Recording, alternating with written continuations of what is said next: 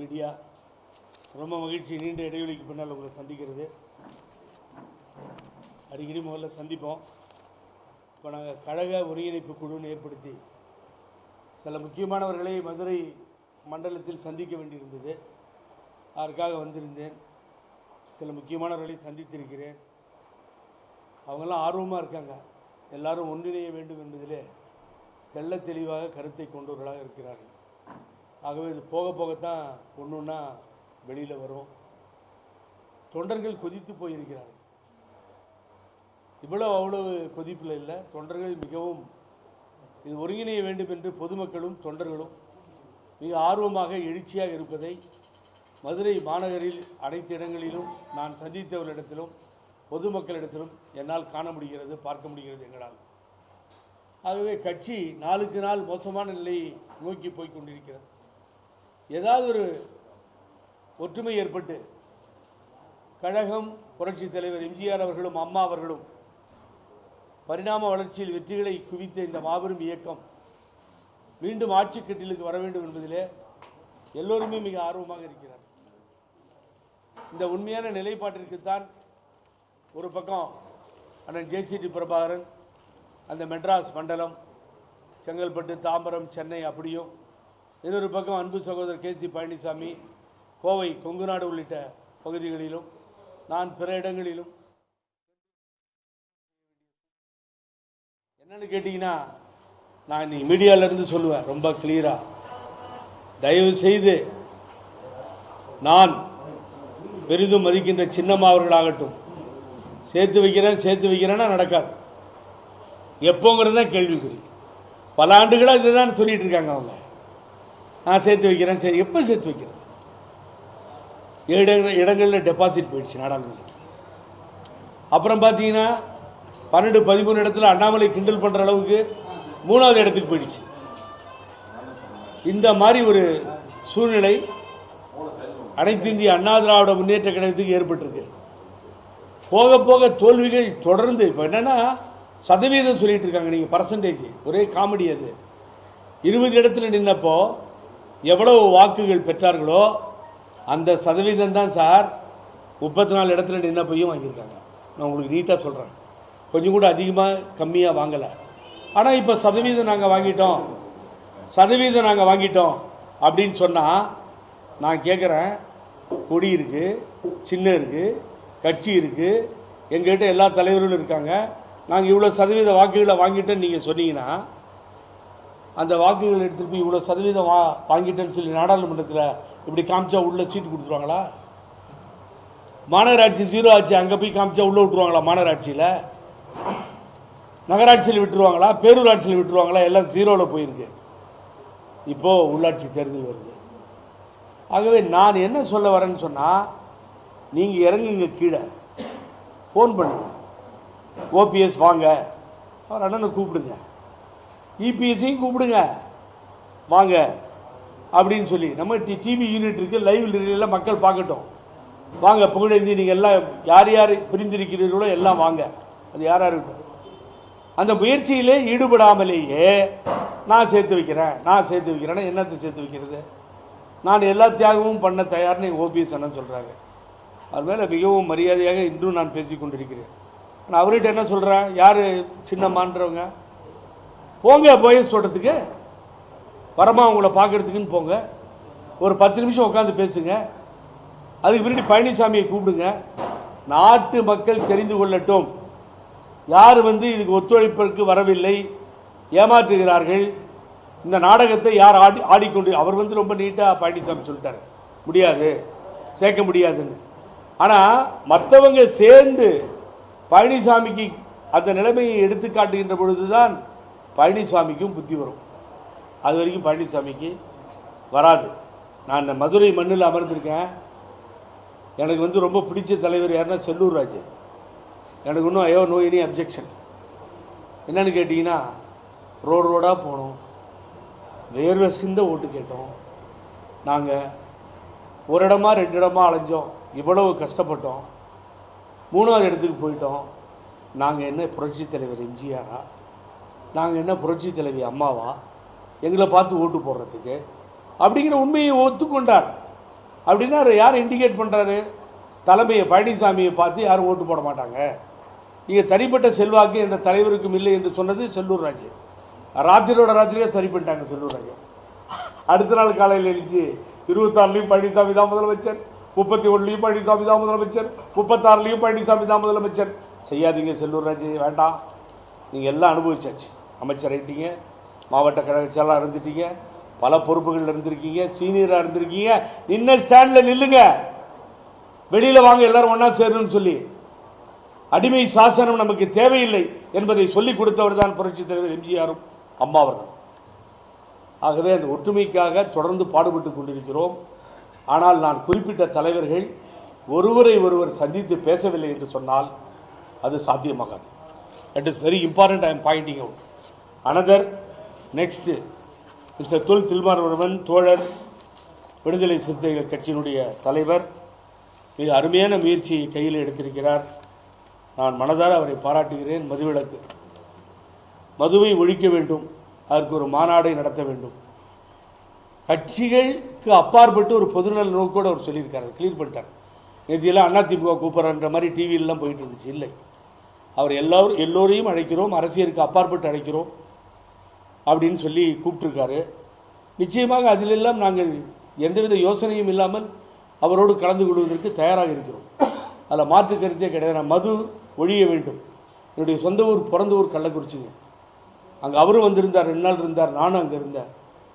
Ladies குடிச்சிட்டு ஆஸ்பத்திரியில் படுத்திருந்த காட்சி, ஹேண்டிகேப்டு, கால் போயிட்டுருக்கு, குடிச்சிட்டு அவருடைய கிட்னி போய் ஆஸ்பத்திரியில் படுத்திருந்த காட்சி, கிட்டத்தட்ட 67-70 பேர் இறந்து போன அந்த காட்சி, இதெல்லாம் மறக்க முடியாது. ஆகவே இப்படிப்பட்ட மது ஒழிய வேண்டும் என்பதற்காக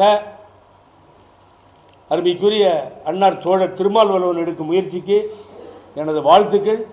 அது மாபெரும் வெற்றியை பெற வேண்டும். அதில் இன்னொரு சின்ன கருத்து, அவரை போய் இதில் நான் இழுக்கலை, என்னுடைய சொந்த கருத்தை நான் சொல்கிறேன்.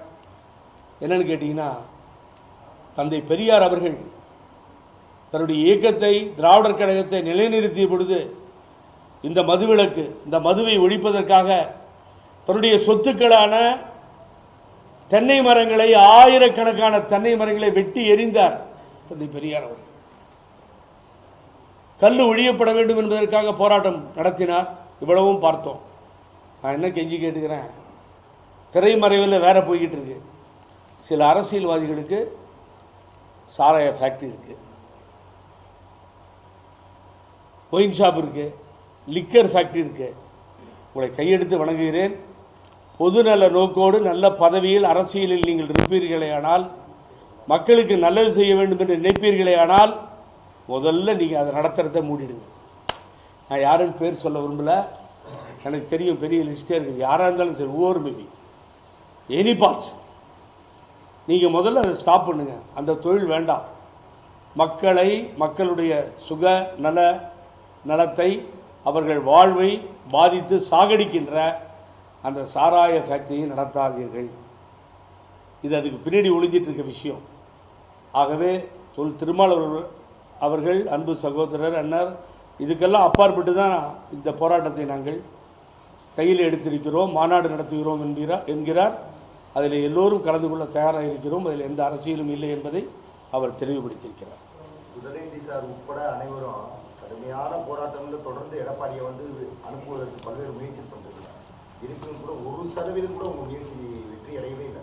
கடுமையான தோல்விகள் மட்டும்தான், ஈராப்பான பேச்சுக்கள் மட்டும்தான் முதலீட்டை மட்டும் எதிர்பார்க்க முடியவே தவிர வெற்றிகள் எதுவுமே புரியலை.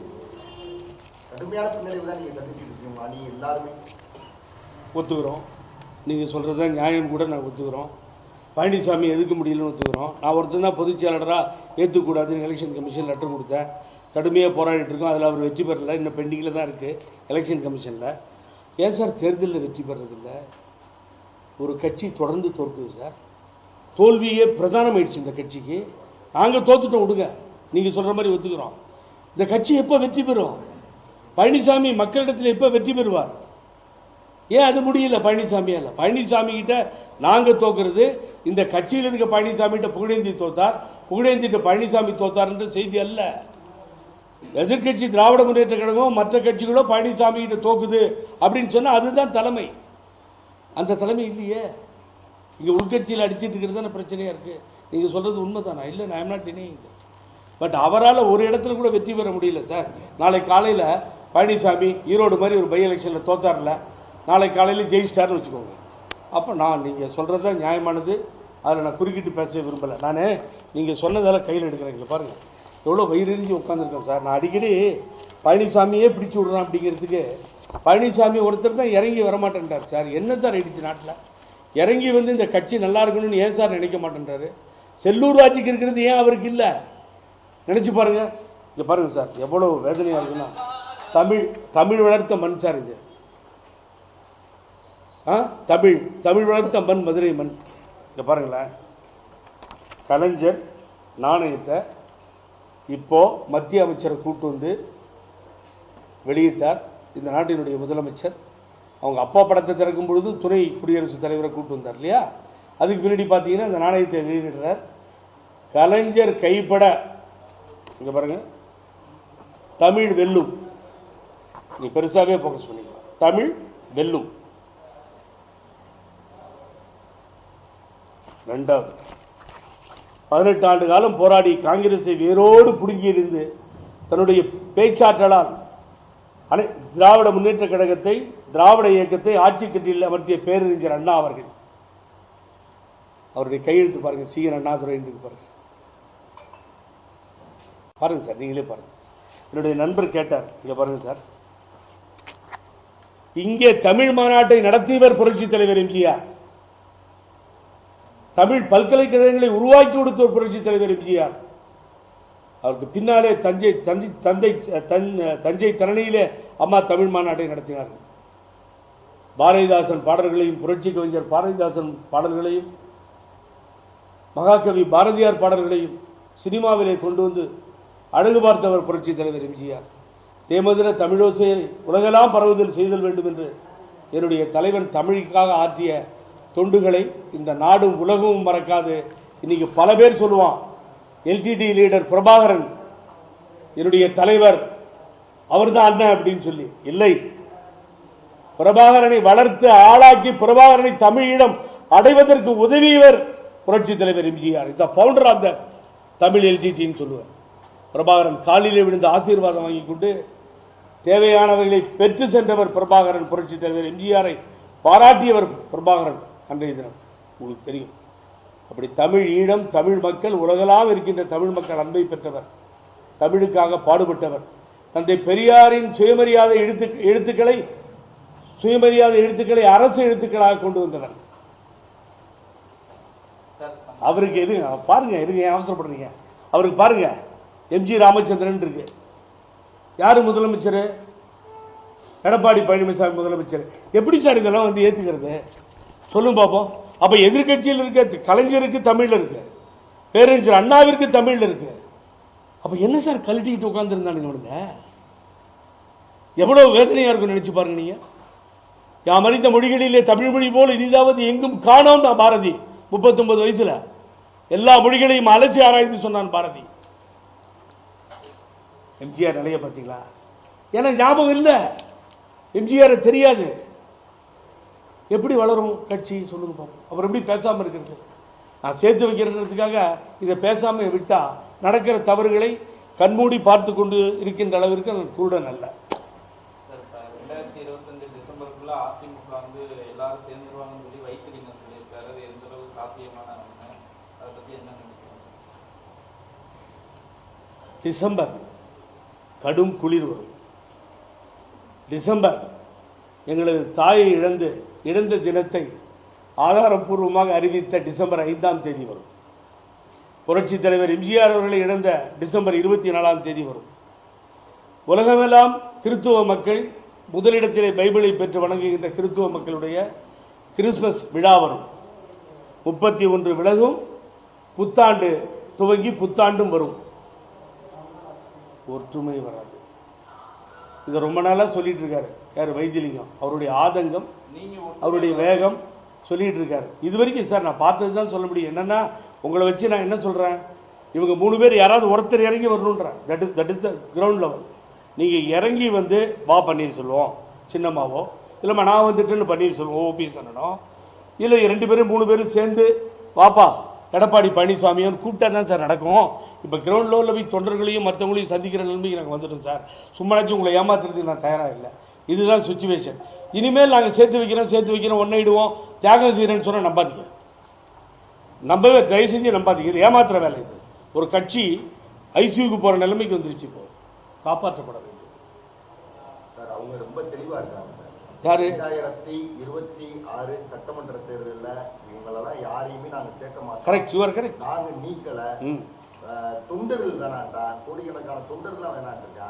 அதே காரணத்தினால 2026 சட்டமன்ற தேர்தலில் என்னுடைய தலைமையில் நான் முதலமைச்சர் ஆகிடுவேன்றது மட்டும் இல்லை, மற்ற முன்னாள் அமைச்சர்களும் அப்படித்தான் சொல்றாங்க. 2026 முதலமைச்சர் ஆகிடுவாங்க, அதிமுக ஆட்சி கைப்பற்றணும். அவங்களாம் பேசிக்கிட்டு இருக்க வழியில துடிக்கிறாங்கன்றாங்க.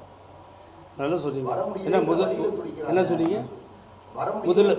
முதல்ல அதாவது 2026 சட்டமன்ற தேர்தலில் யார் ஊழல் சேர்த்தாம முதலமைச்சர் ஆயிடுவாருன்றாங்க. ஊழல் முதலமைச்சர்.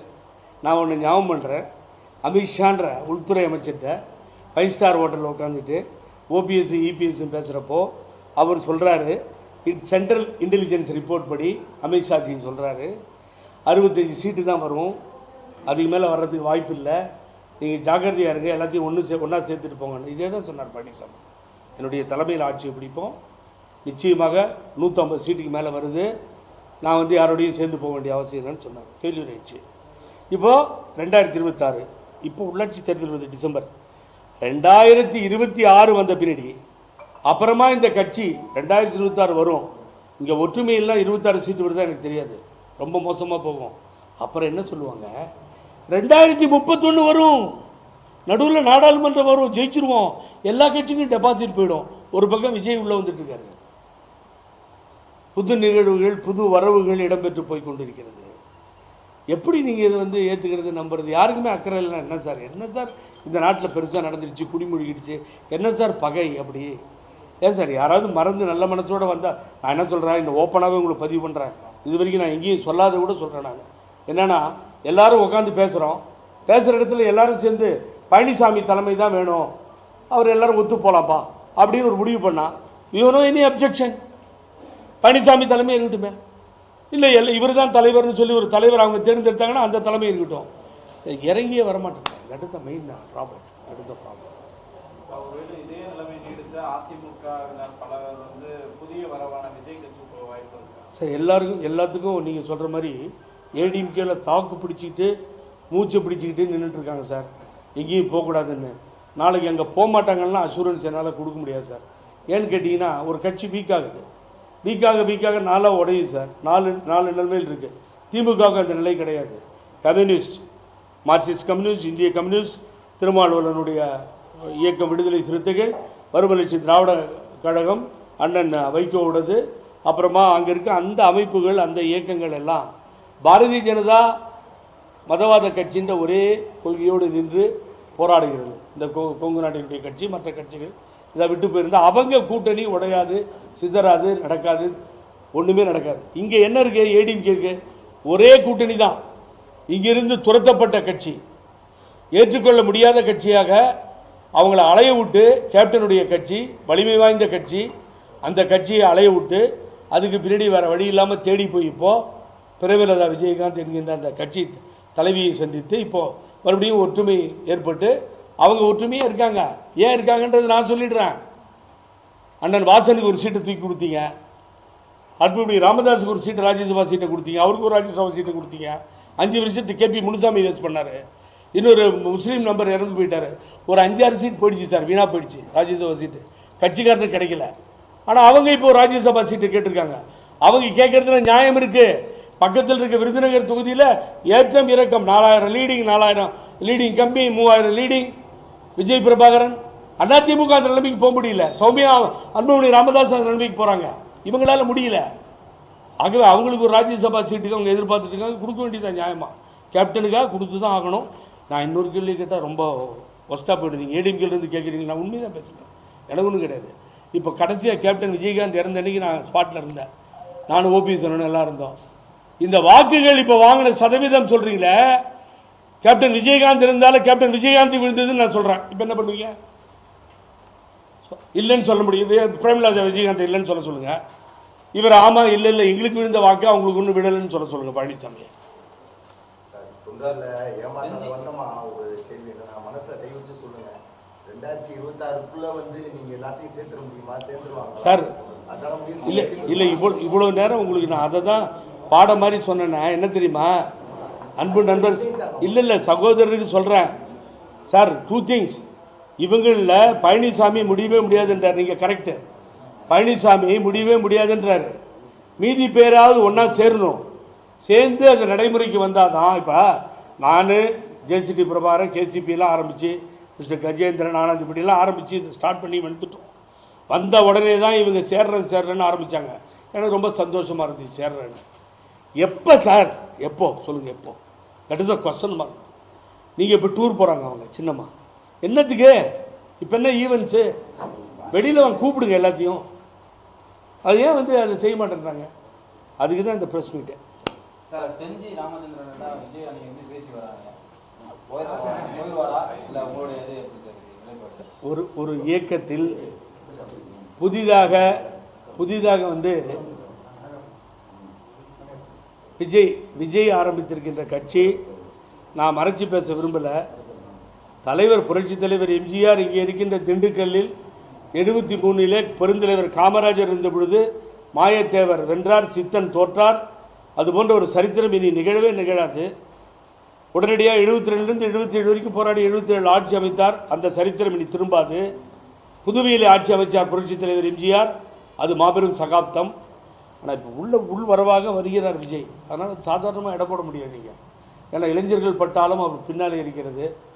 ஆகவே அரசியல் ஒரு புதியவர் பழம்பெரும் தலைவரை பற்றி சொல்லிகிட்டு இருக்கீங்க, அவர் போயிடுவார் அப்படின்னு சொல்லி.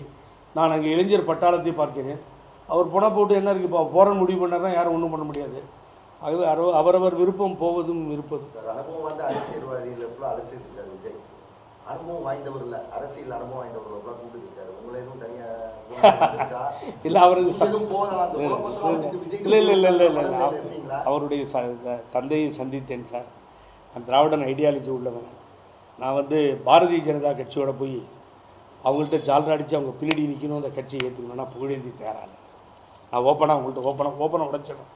பாரதிய ஜனதா கட்சி மேலே தனிப்பட்ட முறையில் வெறுப்பு இல்லை. நான் வந்த வழி தந்தை பெரியார், பேரறிஞர் அண்ணா, புரட்சித் தலைவர் எம்ஜிஆர், அம்மான்னு வந்துட்டோம். அந்த தலைவர்கள் காட்டிய வழியில் நான் தயாராக இல்லை. ஆகவே எந்த எண்ணமும் இல்லாமல் ஒரு நல்ல அடிப்படையில் எதையும் சம்பாதிக்கல சார். யாரும் என்னை பார்த்து ஒரே ஒரு மந்திரி, இங்கே பாருங்கள் உதயகுமார் இருக்கார், அன்பு நண்பர் செல்லூர் ராஜ் இருக்கார், இங்கே இருக்க மினிஸ்டர்ஸ் யார்ட்டையாவது புகழேந்தி ஒரு டிரான்ஸ்ஃபர் கொண்டு வந்து கொடுத்தான்னு சொல்லுங்கள். 5 வருஷத்தில் என்னுடைய சொத்துக்களை அம்மாவுக்கு பிணையாக கொடுத்தேன். 11 வருஷம் கேஸுக்கு நடந்தேன். யார் பின்னாடியும் போய் கை கட்டி நிற்கல. என்னுடைய நண்பர் இன்க்ளூடட் பழனிசாமி எந்த உதவியும் கேட்டு எப்பயும் போனதில்லை சார். ஆகவே நான் நீங்கள் கேட்ட கேள்விக்கு மனம் திறந்து பதில் சொல்கிறேன். இந்த இயக்கம் காப்பாற்றப்பட வேண்டும் என்கின்ற ஒரே ஒரு நிலைப்பாட்டுடன் தான் இன்றைய தினம் போராடி கொண்டிருக்கிறோம். அதில் ஏதாவது இவங்க கவுத்து எல்லாம் பண்ணி ஒன்றும் இல்லாமல் இந்த ஒற்றுமைக்கு வராமல் சேர்த்து வைக்கிறேன்னு ஒவ்வொருத்தரும் ஏமாற்றுவார்கள். ஆனால் பின்னர் ஒரு முடிவு எடுக்கப்படும், உங்களுக்கு சொல்லப்படும். அப்படியே 2026ல் ஏடிஎம்கே பூரா சேர்ந்துட்டாலும் டிஎம்கே பாஜக கூட்டணி இருந்துச்சுன்னா ஜெயிச்சிருவாங்க சார். அதிமுக எல்லாரும் ஒன்றா சேர்ந்து எங்களுடைய எண்ணப்படி, எங்களுடைய முயற்சிப்படி அது வெற்றி பெறுமையானால் திராவிட முன்னேற்ற கழகத்துக்கு பெரிய சவாலாக போய் அமையும். இன்னைக்கு நான் சொல்கிறேன், அது நடக்கும். அது மாற்று கருத்தே கிடையாது. விஜய் எந்த அளவிற்கு தாக்கத்தை கொடுப்பார் ஒரு கேப்டனாக, விஜயகாந்தாக, அந்த அளவுக்கு வருவாரா, இன்னும் மேலே வருவாரான்றது மக்கள் தீர்ப்பு, மகேசன் தீர்ப்பு. ஆகவே நான் அதை அண்டர் எஸ்டிமேட்டும் பண்ணல வரேன். நான் அவர் இளைஞர்கள் அவருக்கு பின்னால் இருக்கிறது தெரியுது, நல்லா தெரியுது. சேர்ந்துட்டா நெக்ஸ்ட் ஏடிஎம்கே ஒன்றாக இணைந்தால் அனைத்து இந்திய அண்ணா திராவிட முன்னேற்ற கழகத்தினுடைய ஆட்சி அடுத்த ஆட்சி, மாற்று கருத்தே இல்லை. அதில் மாற்று கருத்தே கிடையாது. I have no any objection. That is the people interested. மாற்று வேணும்னு நினைக்கிறாங்க. ஒவ்வொரு 5 வருஷமும் மாறுதல் இருந்தது. அம்மா அதை விடல 10 வருஷம் உட்கார வச்சாங்க. இன்றைக்கும் அந்த மாறுது சார். திமுக காரங்களே அதுதான் சார் விரும்புகிறாங்க. நாங்கள் போனால் நீங்கள் வாங்கன்றாங்க. வேறு நேஷனல் பார்ட்டி தேசிய கட்சிகள் உள்ளே வருவதை திராவிட முன்னேற்ற கழகமே விரும்பவில்லை.